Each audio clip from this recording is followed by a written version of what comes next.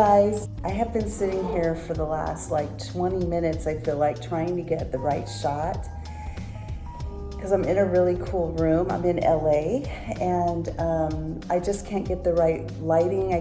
There's no way that I can turn the camera to get the appropriate lighting that I hope for. So, you know me, I'm not always trying to seek perfectionism in everything because I think it's more important to just talk about the message of what I want to talk about today. So let's get right into it.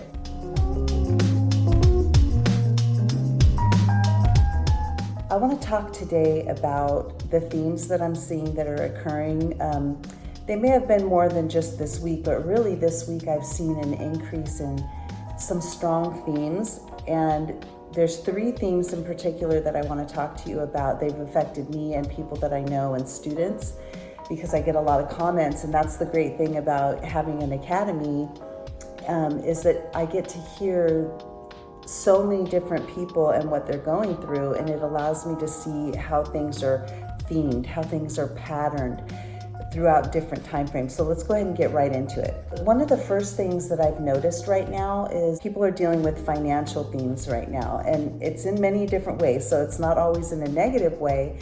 But what I have noticed right now is that people are having little surprises financially, maybe things that they didn't understand, and it came with a financial consequence, okay?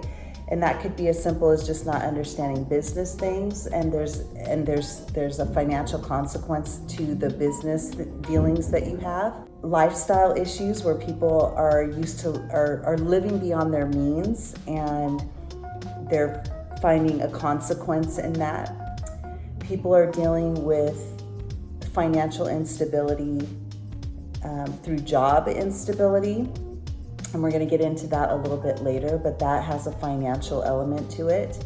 Of course, we just recently all paid our taxes and stuff, so people are figuring out all of that stuff, and people are either receiving money or they're having to pay money, and so this is the consequences of money. Some people have been hit by surprise by bills and things that they didn't expect. And then finally, people are finding that they are looking at the grand scope of their financial past, and they're looking at their financial future, and people are really starting to realize that they need to take control of their finances. And you also see this because there's things that are becoming more popular, like documentaries online about, I think there's one called The Rich Life, and initially I didn't like that title because not everybody, it's so LA, right? It's so LA, and here I am in LA. It sounded so LA, like everybody's chasing riches, but really it was a documentary about people's, their relationships with money. And I think that everybody should watch this because it really gives you an idea of, look within your own money story.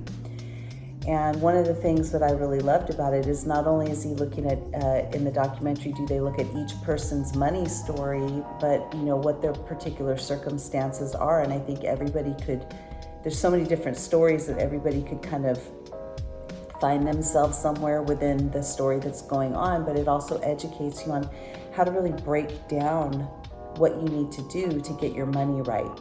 And the thing that I appreciated most about that was that a lot of times when people just talk about money, they don't talk about the money story. They don't talk about the history of where our philosophies about money, where they came from or what they are. And a lot of us are on autopilot where we never even look at the psychology of our money story or our philosophy of our money story. So I think that is really, really important. And I believe the documentary is called The Rich Life. I'll make sure of that. And if I stated it wrong here, I definitely will put it in the link below. I'll put the title there for you to watch that. But I do think it's episodes, and it's definitely worth watching that and taking notes to understand how to organize money. The next one that people are dealing with a lot has to do a lot with communication. A lot of people right now are realizing that they want to place their energy in their communication where it's effective. And this can go all across the board in any particular, any industry, any situation. But what I'm finding is that a lot of people they are being very choosy now, or it's being brought to light that they should choose exactly where they put their energy to respond, right? So as an example, if, I'm in the business where I get reviews, okay? And if I were to spend all my time, like engaging trolls or people that are rude online or just say really, to me, dumb things, that's me giving up my energy into discussing that with someone that we're never going to see eye to eye, because I'm just not a mean person, and maybe that person's really mean. They weren't interested in being, giving a real review or something. They were just interested in being mean. Well, you're not going to see eye to eye with someone like that. You're not going to reason with someone like that. And yet we could waste our time trying to talk to trolls or, anything like that. And so I found myself asking my questions, like when I hear certain things, is that even worthy of my time to engage? Because sometimes the questions that I get, the answers are right in front of them. If they actually cared enough to look for something, they will find it. So I really choose where I'm going to respond, because certain things just, to me, like, I'm not going to engage somebody who's being super negative, because if they're being really negative, they're not one of my people, right? So why would I waste my time? And I'm finding that a lot of people are really starting to contemplate that, where to put their attention and their time when they're responding to somebody. Or whether to respond or not, who to communicate to, who not to communicate to, how to communicate, what level of energy that you're going to put into the communication, and what's the best result. Really analyzing the communication. If I communicate, is it going to result in problem resolution, or is it just going to ignite more flames? So people are really thinking about those questions right now, and I'm seeing a pattern of that. The next pattern that I'm really noticing, and of course, because I deal with a lot of women, I can only speak on women right now, because these are the people that I've noticed this pattern with.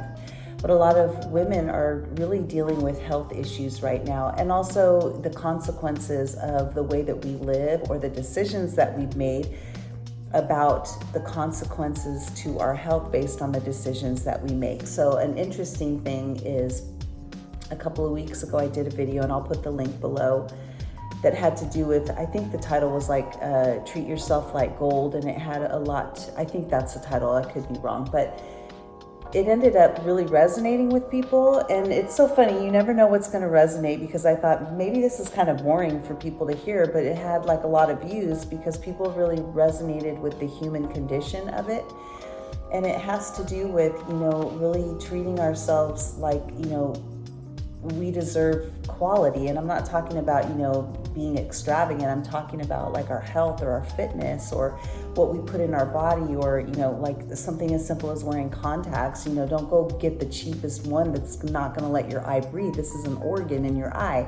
This is something you spend money, because you're not getting more eyes after this, So it really resonated with people. And I understand, even now, there's certain things I can tell you from personal experience. I've had health issues with my senior dog that I had to deal with in the last week, my own health issues in the last month, and really having to focus on that. And then in that video, I talked about, the consequences I'm dealing with now, because I made a triggered response to healthcare that is now affecting the care that I'm getting now, when I'm having some health issues, right? And I'm good now. I think I've recovered from, I'm not going to tell you what it was, but I think I'm in the right direction now, and I've been doing a lot of healing work on myself and letting my own body heal. But it's coming up for a lot of people, and then as a consequence of that, fear comes up. So what's really interesting about all of these things is fear is the driving thing underneath all of it, right? Because we are triggered by abstinence thinking that something that we need is going to be withheld, right? Even in our money story, if we're looking for a job, right? And financially, if we need more money and we need to get a job, and there's an underlying fear every time we get that, thanks but no thanks letter. We get triggered by the fear that we're not going to get what we need, right? With healthcare, we get triggered by the fear that we're not going to have the right insurance, or maybe we don't have any insurance, and it's like, how do I get healthcare and I don't have money and all these other things, right? They tie into each other. And again, fear is that common emotion that pops up. So with financial stuff, fear pops up. With health stuff, fear comes up. It could also be the fear that something bad is going to happen to us, or we're going to have something that can't be healed, right? And these are legitimate concerns, right? Especially as we get older, we start to have things that happen. And this is why I was saying in the other video, it's so important to really make sure that you are caring for your health, and that you are budgeting in, to with the income that you have, that you prioritize healthcare. You find one that's within your means, affordable, but also the best that you can get for you. Because in the long run, you're gonna have a consequence if you don't do that, by losing some of your dignity, right? And also just not having healthcare available to you. So fear is a big factor in that. And then communication, we all want to be loved, right? So choosing how we communicate, when we communicate, sometimes that fear of not being loved is the reason why we continue, or liked, is the reason why we continue to engage people that are mean or trolls, or why we constantly say yes to everybody who is asking us for something, because we want to be loved, right? And so we keep communicating with them even though it's not in the best interest of ourselves. And sometimes it's a matter of learning when to communicate, when not to communicate, and also learning how to communicate. Sometimes the person we have to communicate may have some power or leverage over us in our life, and that generates a fear in us as well of how to do that. How do I communicate with not making things worse and trying to make things better? And you have to understand, even in that, you can't control other people at the end of the day. So you do the best that you can. But understanding that the fear is there to begin with is the biggest thing, right? Because we all have fears. And I think that's what makes us human, is that we all have fears about things, and we come by them honestly, right? But we really do need to bring a conscious awareness to where's the fear coming from? What's the ultimate fear? I won't be seen. Let's take healthcare. I won't have the insurance to get seen. Well, you can get rid of that fear, because at the end of the day, you can always walk into an emergency room, at least in the United States, and they have to treat you, insurance or no insurance, right? So you can get rid of that. You may struggle to be seen and pay and all this stuff, and you might have bills, but you are worth it. If you incur some bills because you don't have insurance, or you do, but it's crappy insurance, go in and be seen anyway. Take care of yourself. You are worth a bill that comes in the mail for your health insurance. And then next time when you have open enrollment, you go back and you get a better health insurance, and you make different choices so that you don't incur all these bills, right? If you go in, if you don't have any, you don't have anything, and no one will see you, because sometimes you get closed doors. If you can't walk in and pay, and you might be in that situation, you get a closed door, that brings up fear. I can't go see anybody and I need treatment. You walk into an emergency room and they have to see you, so that can get rid of that fear. That underlying fear is, at the end of the day, you will get what you need, because you can walk into an emergency room, and it just has to do with you making that choice to do it. Okay, if you need it, you go do it. Okay, the fear of communication. It could go one of two ways, good or bad, right? And you make your educated decision on how to communicate the best, whether to communicate or whether not to communicate, on whether or not this is going to be good for you. And think about yourself. It's okay for you to think about yourself and what's good for you, and what you want to choose communication patterns that don't create more conflict, in which you have to then live in the drama and the irritation and the anger and upset over it. If it's going to cause more anger and upset and drama and back and forth in a negativity, don't do it. So it has to do with you making the right decisions. But at the end of the day, remove that fear of communicating by being the best, loving, kind communicator that you can, succinct, expressing what it is that you want to express with respect. And then you can't control how the other person responds, and it's not up to you to control that. So you can get rid of that fear.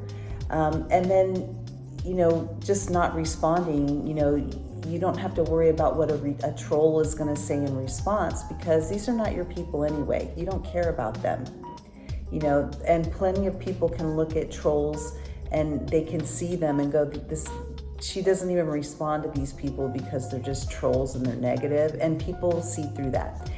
Your tribe will see through any kind of negative stuff that's posted about you or anything like that. The people that care about you and that are your people, they will see through all that kind of BS, and it won't make one bit of difference. So you can let go of that fear. And then fears about finances, we all come by these fears honestly, and we all have a personal history. So what I want you to do is I want you to look at what your personal story is. I think it is in resolution therapy, the class that I teach on Udemy, and I will put that link below, that one of the first session questionnaires talks about your money story. And I also have another video where I talk about money. And I can put that link as well. But if you want to take a course and you want to really dive deep into, all of your belief systems that are going to help you with your money as well. A lot of people have money stories that are built around what we've seen and heard growing up. Lack, not having enough, not having enough food in the house, or bare cupboards. If we see a lot of bare cupboards when we're younger, that registers famine. We don't have enough food. And so we might go out, and I'll give you an example of this.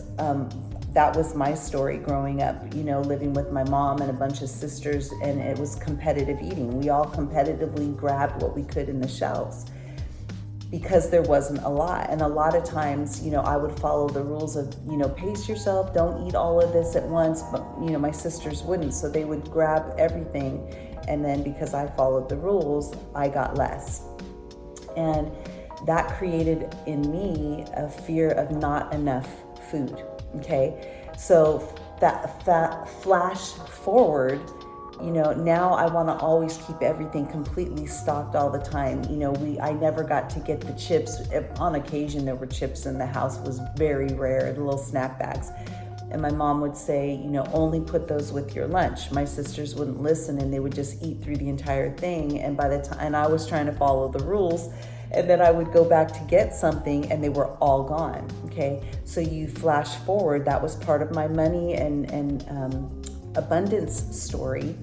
And you look at this now, and now I'm constantly stocking my house is just filled, my cupboards are filled with bags of chips. Okay, that's part of the psychology, because I grew up with that fear of not enough, okay?